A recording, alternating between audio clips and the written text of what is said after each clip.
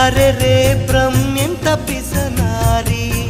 తలపై కెత్త కళ్ళు తిరిగిపోయే ఆహా కడే చమత్కారి